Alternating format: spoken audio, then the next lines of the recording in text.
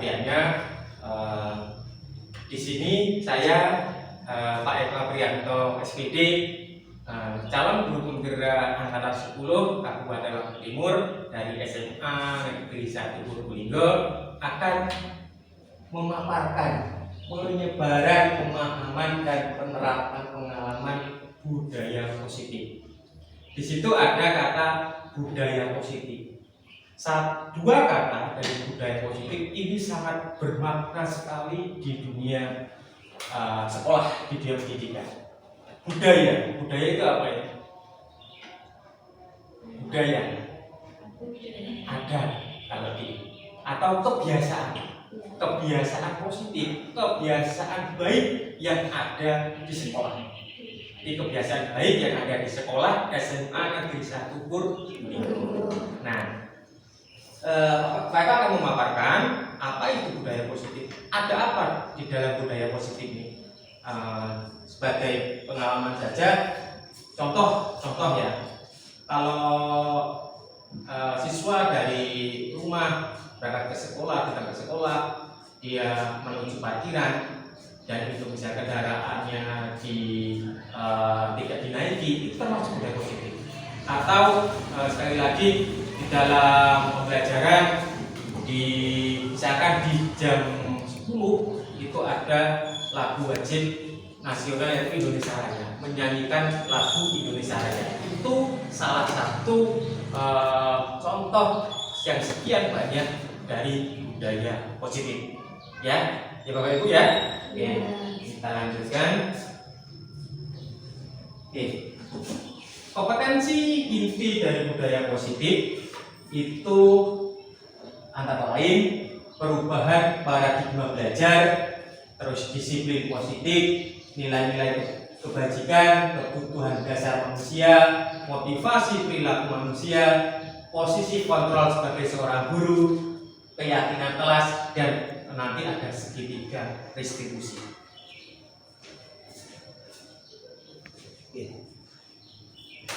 Pembelajaran dengan paradigma baru, yaitu pembelajaran dengan paradigma baru merupakan pembelajaran yang dirancang berdasarkan prinsip pembelajaran berdiferensiasi, sehingga para peserta didik belajar sesuai dengan kebutuhan dasarnya terhadap perkembangan sesuai dengan teori psikologi modern untuk mewujudkan profil pelajar Pancasila.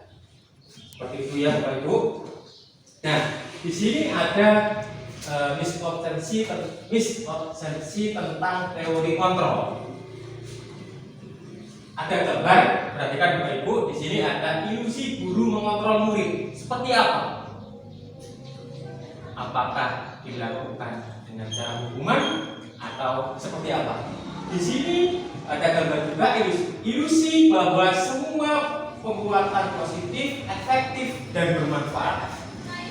Jadi sebagai gambaran saja.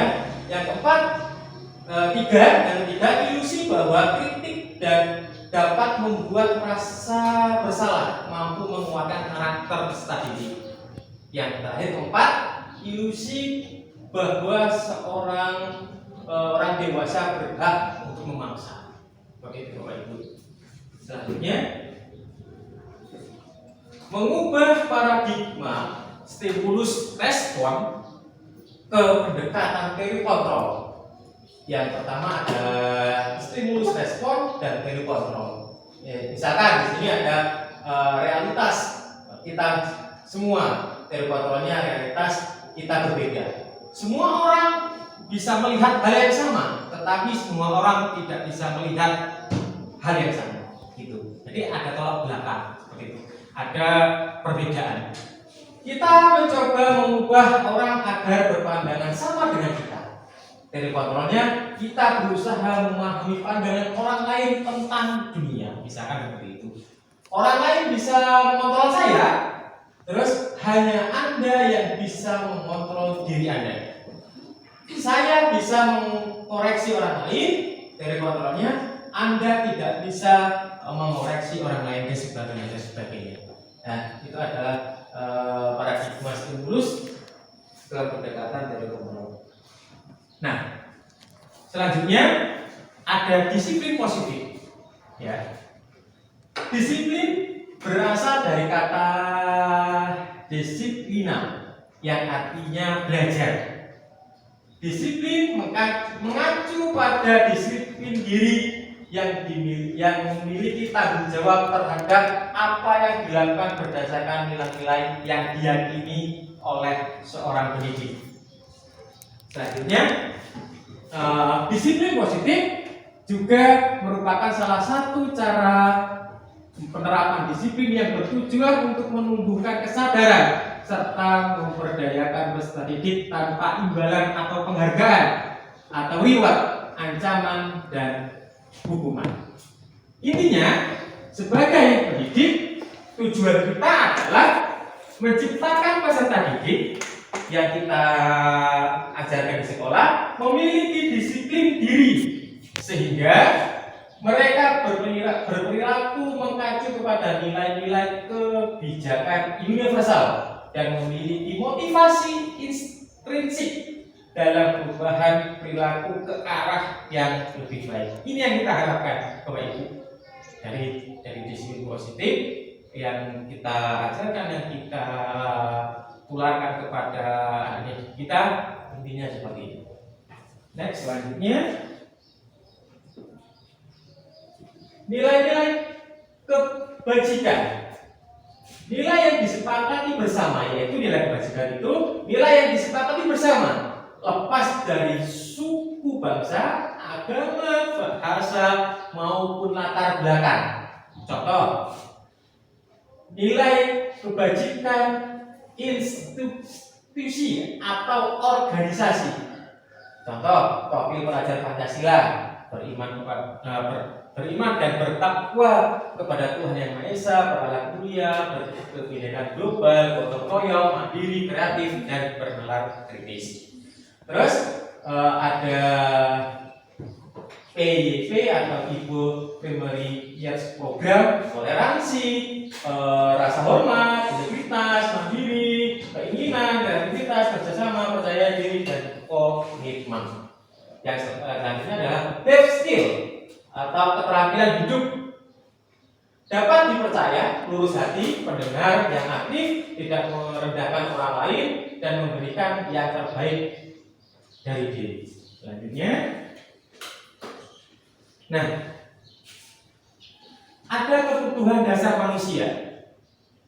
Kebutuhan dasar manusia yaitu segala sesuatu yang kita lakukan untuk mendapatkan apa yang kita inginkan.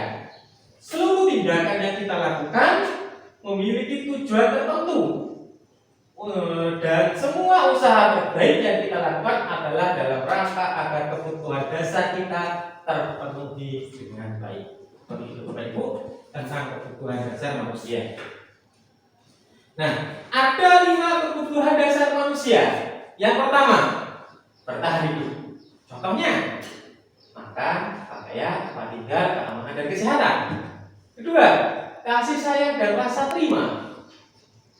Contohnya, rasa diterima, kepedulian, berbagi, kerjasama, menjadi bagian dalam kelompok. Kebutuhan dasar manusia yang ketiga, penugasan. Ada harga diri, keinginan untuk dianggap, memimpin, prestasi, diakui, dan didengar. Yang keempat, kebebasan. Jadi manusia ini ingin bebas. Contohnya mandiri, memilih pilihan yang baik kita lakukan, yang tidak baik kita tinggalkan. Mencoba hal baru, ya, mampu mengendalikan arah ke dirinya yang lebih baik. Kebutuhan dasar yang kelima yaitu kesenangan. Sebagai manusia kita ingin senang, inginnya happy terus ya Bapak Ibu ya. Nah, yaitu dengan bermain, humor, dan antusiasme. Selanjutnya, nah, motivasi perilaku manusia yaitu untuk menghindari ketidaknyamanan atau hukuman, untuk mendapatkan imbalan atau penghargaan dari orang lain. Nah, keduanya itu merupakan motivasi ekstrinsik, jadi motivasi yang di luar. Contohnya, kita tidak nyaman dengan hukuman, atau siswa kita tidak nyaman dengan hukuman, itu dia adalah motivasi ekstrinsik. Terus ada yang kedua, motivasi intrinsik. Apa itu?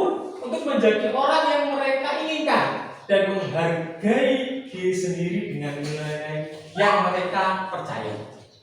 Itu ya, yang mereka percaya. Nah, perilaku ini sebagai seorang pendidik kita harus pegang kuat.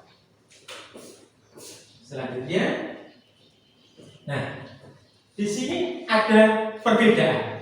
Apa itu hukuman? Apa itu konsekuensi? Apa itu restitusi? Kita lihat Bapak Ibu, ya. Bapak Ibu pasti sudah menjalankan itu semua. Contoh kita memanggil anak, anak tersebut tidak mengerjakan PR misalkan. Terus Bapak Ibu panggil ke kantor, diberi nasihat, kamu tidak seperti itu benar. Itu nanti kita lihat tindakan Bapak Ibu seperti itu benar atau tidak, ya. Termasuk apa hukuman, apa konsekuensi, apa restitusi. Ya, kita lihat. Hukuman itu tidak terencana atau tiba-tiba. Murid tidak tahu apa yang tidak akan terjadi atau tidak dilibatkan. Bersifat satu arah. Jadi kamu salah, terus siswa tersebut dipojokkan dan sebagainya. Nah, tidak diberi kesempatan siswa untuk bagaimana alasannya, seperti apa, kok bisa tidak mengerjakan PR atau datang ke sekolah terlambat, diberi penjelasan seperti itu, yaitu berupa hukuman fisik atau psikis. Misal tidak bisa mengerjakan PR, suruh berdiri di depan, angkat kaki, pegang telinga, nah seperti itu contoh. Ya. Nah, terus selanjutnya konsekuensi. Terencana disepakati sesuai aturan. Murid tetap dibuat tidak nyaman. Sikap guru selalu memonitoring murid atau peserta didik. Nah, yang ketiga, apa itu restitusi? Yaitu proses menciptakan kondisi bagi murid untuk memperbaiki kesalahan. Proses kolaborasi yang mengajarkan murid untuk mencari solusinya sendiri. Jadi kita diajak ngobrol peserta didik yang misalkan berbuat kesalahan, kita diajak ngobrol, kita beri solusi, kita cari jalan keluar. Seperti tiba kemudian jangan menjudge peserta didik, kamu salah, ini salah, seperti itu. Ya, selanjutnya Bapak Ibu. Nah, masih semangat ya? Semangat ya, semangat. Di sini ada 5 posisi kontrol sebagai seorang guru. Yang pertama ada seorang penghukum. Kedua, pembuat merasa bersalah. Ketiga, posisi guru itu bisa menjadi teman bagi peserta didik. Ketiga, sebagai pemantau. Yang kelima, sebagai manajer. Ada 5 posisi kontrol seorang guru. Kita lihat. Kita jabarkan apa saja pengertiannya. Nah, contoh penerapan 5 posisi kontrol dari guru. Ada kasus di sekolah, siswa tidak memakai atribut lengkap saat upacara bendera. Oke? Ya, kalau posisi kontrol sebagai penghukum dengan kasus seorang peserta didik pada saat upacara seragamnya tidak lengkap. Apa ya seorang penghukum? Hormat pada bendera selama 1 jam. Itu posisi kontrol seorang guru sebagai penghukum. Hormat selesai upacara, hormat ketiak bendera, menghadap bendera selama 1 jam. Gitu. Terus kalau kasusnya sama, membuat merasa bersalah. Nah, apa itu? Barangkali ibu bapak harus memberitahu kamu selalu saja mengecewakan bapak ibu. Jadi sebagai pemantau, ibaratnya kita ngobrol, bapak itu sangat kecewa denganmu. Kamu tidak memakai atribut dengan lengkap. Itu sebagai pemantau. sebagai teman. Tetap kasusnya sama. Ada seorang peserta didik saat upacara tidak memakai atribut lengkap. Sebagai teman, ayo dong ikut aturan sekolah. Tolong bantu ibu bapak. Ya, tolong bantu ibu bapak ya. Sekali ini, ya sudah, tidak apa-apa. Lain kali jangan sampai berbuat seperti ini lagi. Jadi ibaratkan sebagai seorang pendidik, sebagai guru, dengan murid yang bersalah sebagai teman, sebagai CS kita ya, teman kita ya. Yang kedua sebagai pemantau. Kamu sudah melanggar peraturan sekolah, kamu tahu konsekuensinya. Setelah upacara, kamu beri atributnya ke koperasi sekolah dan jangan diulangi lagi. Itu sebagai seorang pemantau. Nah, yang kelima, sebagai seorang manajer, kasusnya sama kan? Ada peserta didik yang tidak memakai atribut sekolah. Apa itu sebagai seorang manajer? Apakah kamu tahu kesalahanmu? Kira-kira bagaimana kamu memperbaiki kesalahan? Nah, yang diharapkan dari 5 posisi kontrol tadi, posisi manajer lah yang kita harapkan. Ya, diajak ngobrol, diajak curhat, kok tidak bisa membeli atribut sekolah karena apa dan sebagainya, sekali dicari solusinya, kita pecahkan bareng-bareng dengan peserta didik, dengan guru, seperti itu ya. Nah, yang diharapkan adalah sebagai seorang manajer. Nah, ada pertanyaan, posisi kontrol apakah aku? Ya, ada pertanyaan, posisi kontrol apakah aku? Ini pertanyaannya, saya kecewa sekali dengan kamu. Dari kelima posisi kontrol itu, termasuk yang mana? Saya kecewa sekali dengan kamu. Ternyata pembuat merasa bersalah. Ada suatu kalimat, saya kecewa sekali dengan kamu. Nah, itu posisi kontrolnya sebagai pembuat merasa bersalah. Kecewa. Si guru, si peserta didik mengungkapkan kepada peserta didik merasa bersalah. Ya. Selanjutnya, kamu tidak pernah benar melakukannya. Ya, itu ya, sebagai seorang penghukum. Selanjutnya, apa rencanamu untuk menyelesaikan masalah ini? Cari solusinya. Itu sebagai seorang manajer. Ya, Bapak Ibu ya. Nah, ini yang kita harapkan sebagai manajer. Selanjutnya, ayolah lakukan demi Bapak Ibu ya. Nah, ini sebagai teman. Jadi satu arah sebagai teman. Nah, kamu tidak pernah mendapatkan nilai jika tidak mengerjakan tugas. Ini sebagai pemantau. Selanjutnya, Pak Eva akan izin menyampaikan tentang keyakinan kelas. Nah, mengapa keyakinan kelas bukan peraturan kelas? Ya, kenapa? Kalau peraturan, ya kalau misalkan ada yang melanggar, ya seperti itu. Kalau keyakinan kelas, keyakinan yaitu dibuat secara bersama-sama dengan peserta didik ya. Dibuat secara bersama-sama. Misal jam ketiga, jam 9 masuk telat 1 menit. Nah, itu keyakinan. Berpakaian rapi, begitu ya. Terus menjaga kebersihan di kelas, tidak ada sampah. Itu merupakan keyakinan kelas yang dibuat di dalam kelas dengan peserta didik ya. Nah, selanjutnya pembentukan keyakinan kelas itu bisa bersifat abstrak berupa pernyataan universal, dibuat dalam pernyataan positif sedikit saja agar mudah diingat.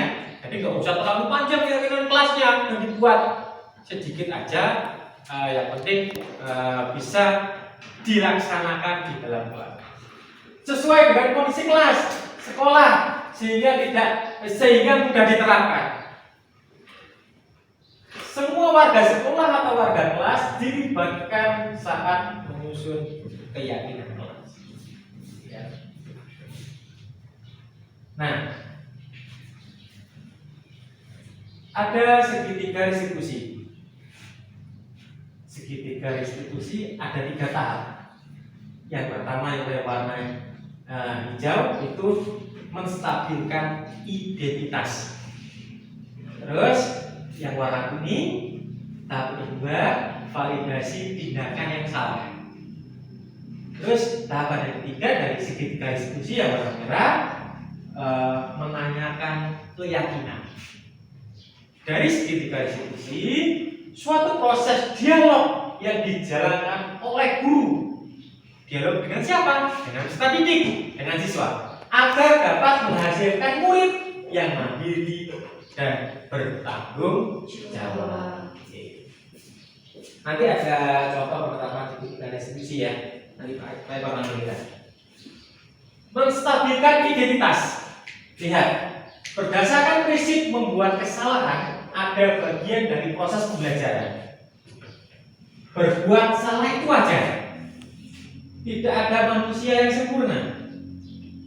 Ibu bapak juga pernah melakukan itu. Ibu bapak tidak pernah mencari siapa yang salah, tetapi ibu bapak ingin mencari solusi dari permasalahan ini.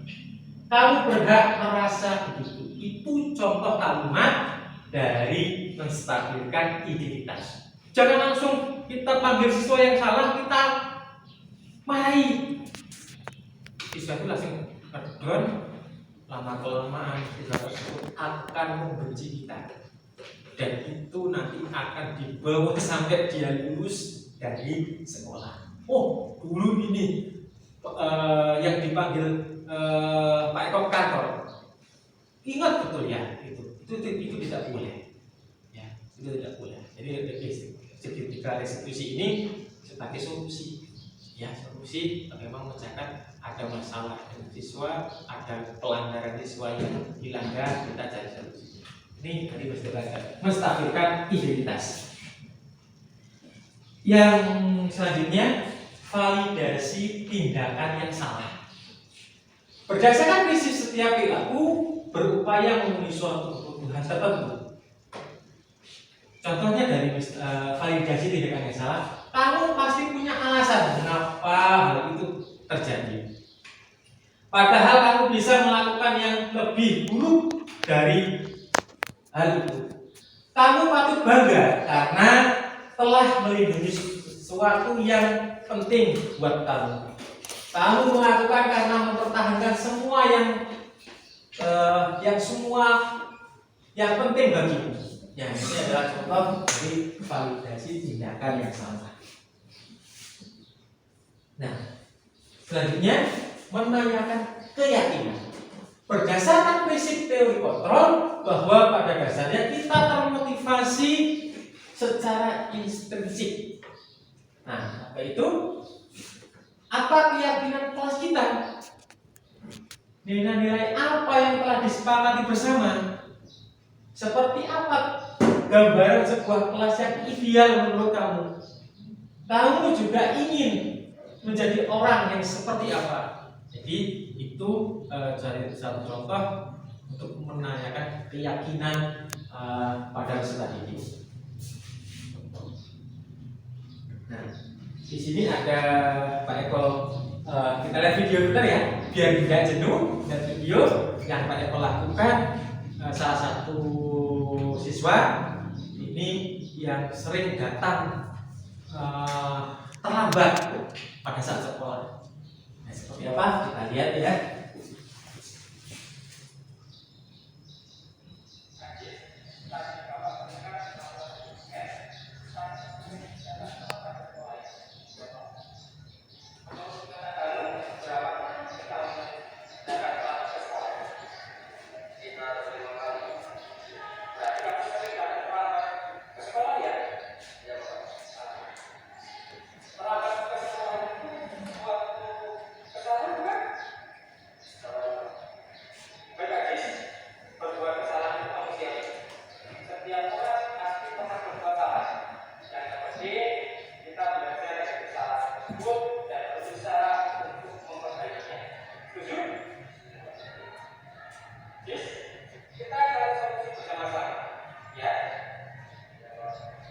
Najis sering datang terlambat pasti punya alasan.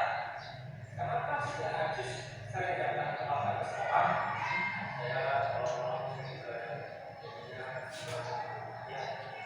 Kamu tahu keyakinan kelas yang sudah kita buat? Kamu datang ke sekolah sesuai dengan keyakinan kelas kita tidak? Menurut kamu, keyakinan kelas apa yang kamu pakai? Menurut kamu, disiplin itu penting tidak?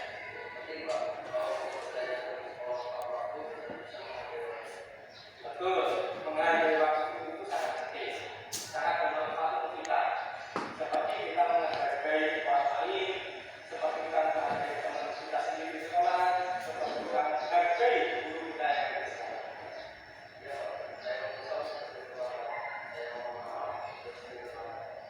Ya, ini sikap yang sangat baik sudah kamu lakukan dalam utama. Menurut kamu, apa yang kamu lakukan agar tidak datang terlambat sekolah?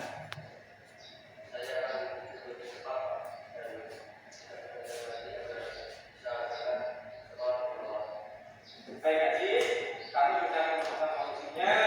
Bapak akan bekerja sama dengan orang tua kamu agar kamu tidak terlambat datang lagi ke sekolah. Sekarang kita akan kami kembali ke kelas. Ya. Ini tanggapan dari siswa.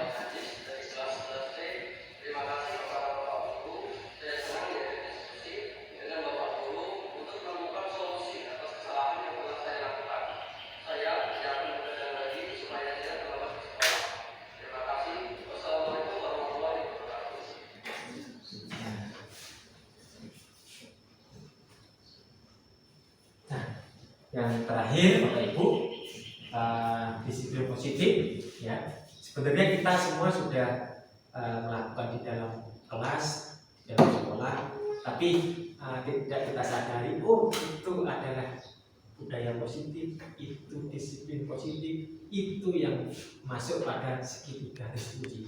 Sebenarnya kita tanpa sadari sudah melakukan hal tersebut. Itu Bapak Ibu ya. Oke, terakhir.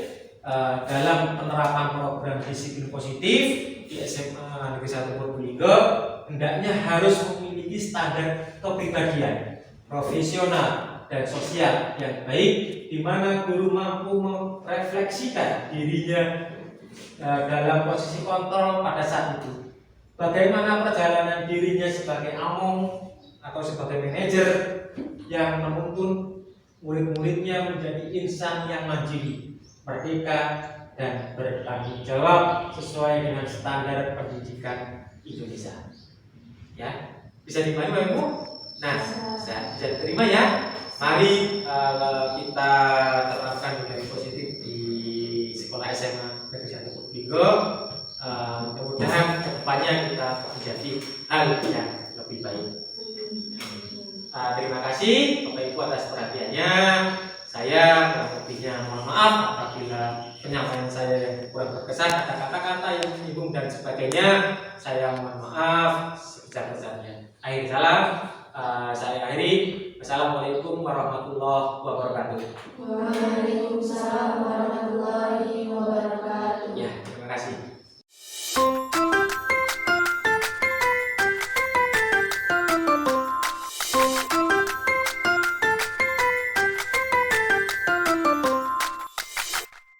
Assalamualaikum warahmatullahi wabarakatuh. Waalaikumsalam warahmatullahi wabarakatuh. Bagaimana keadaan kalian pada hari ini? Alhamdulillah. Sehat? Pada hari ini Pak Eko ajak di kelas 11C untuk membuat tentang keyakinan kelas. Kalian pasti pernah mendengar kata keyakinan. Apa itu keyakinan? Kepercayaan itu. Jadi kepercayaan di kelas. Ada lagi? Ya, keyakinan itu seperti peraturan, gitu ya. Jadi kalian sekolah pasti ada peraturan sekolah. Jadi peraturan sekolah itu buat apa dibuat? Untuk ditaati, benar sekali. Nah, begitu juga dengan keyakinan kelas atau identik dengan peraturan kelas. Jadi peraturan kelas yang harus ditaati di kelas 11 D. Sebagai contoh, ada peraturan sekolah, ya. Kalian masuk sekolah 7.15. Nah, kalau kalian terlambat, pasti ada konsekuensinya, gitu ya. Begitu juga di kelas, seperti itu. Ada lagi peraturan sekolah yang kalian misalkan datang terlambat, begitu juga kedatangan kalian pasti ada konsekuensinya atau hukumannya yang kalian terima, itu ya. Nah, keyakinan kelas itu berisi tentang hal-hal yang positif, ya. Contohnya gini, ada kata dilarang mencontek, itu nggak boleh, ya. Hal positif kalimatnya misal jujur. Nah, dalam jujur itu kan dalam keseharian kalian di kelas dilarang mencontek. Ada lagi contoh peraturan kelas atau keyakinan kelas saling menghargai guru dan teman, ya. Artinya kalian sebagai peserta didik untuk menghargai guru waktu saat pembelajaran ataupun dengan teman kalian, begitu ya. Nah, Pak Eko ada kertas warna-warni. Coba nanti kalian tulis satu persatu tentang peraturan kelas atau keyakinan kelas di dalam kelas itu. Contoh misalkan kata dilarang tidak boleh. Jadi dengan menggunakan kalimat positif. Ini kan jujur. Nah, gitu ya. Pak akan bagi nanti satu persatu kalian nempelkan di depan sini. Itu ya. Mengerti ya? Oke.